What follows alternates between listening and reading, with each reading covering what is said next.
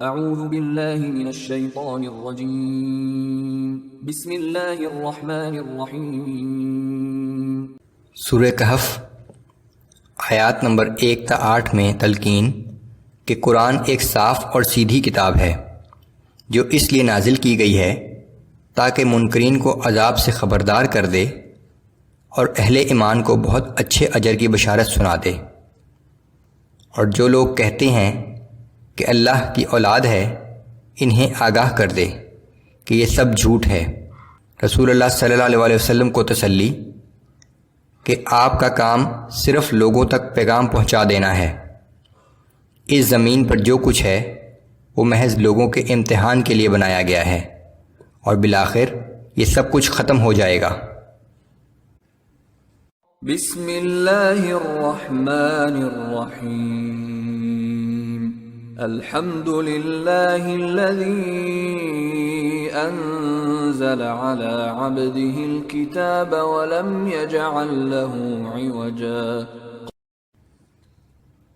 سب تعریفیں اس اللہ کے لیے ہیں جس نے اپنے بندے پر الکتاب یعنی قرآن نازل کیا اور اس میں کسی طرح کی بھی کجی نہیں رکھی۔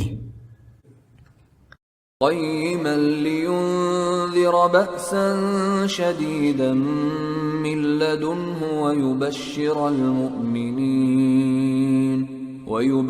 المؤمنین الذین یعملون الصالحات ان لهم اجرا حسنا۔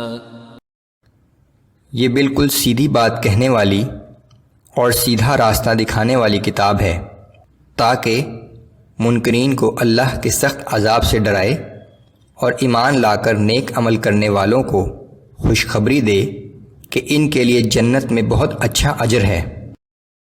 ماکثین فیہ ابدا، جس میں وہ ہمیشہ ہمیشہ رہیں گے۔ وَيُنذِرَ الَّذِينَ قَالُوا اتَّخَذَ اللَّهُ وَلَدًا، اور ان لوگوں کو اللہ کے عذاب سے ڈرائیں جو کہتے ہیں کہ اللہ بھی اولاد رکھتا ہے۔ مَا لَهُم بِهِ مِنْ عِلْمٍ وَلَا لِآبَائِهِمْ، حالانکہ اس بات کی کوئی دلیل نہ تو ان کے پاس ہے اور نہ ان کے باپ دادا کے پاس تھی۔ كبرت كلمة تخرج من أفواههم إن يقولون إلا كذبا، بڑی ہی سخت بات ہے جو ان کے منہ سے نکلتی ہے، جو کچھ یہ کہتے ہیں وہ سراسر جھوٹ ہے۔ فَلَعَلَّكَ بَاخِعٌ نَفْسَكَ عَلَىٰ آثَارِهِمْ إِن لَّمْ يُؤْمِنُوا بِهَذَا الْحَدِيثِ أَسَفًا۔ سو اے پیغمبر صلی اللہ علیہ وآلہ وسلم، کیا آپ ان لوگوں کے قرآن پر ایمان نہ لانے کی وجہ سے اپنے آپ کو شدت غم سے ہلاک کر لینا چاہتے ہیں؟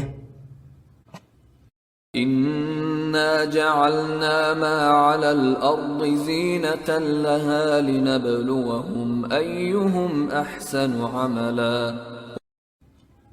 بے شک جو کچھ روئے زمین پر ہے ہم نے اسے زمین کے لیے آرائش بنایا ہے تاکہ لوگوں کی آزمائش کریں کہ ان میں کون اچھے عمل کرنے والا ہے۔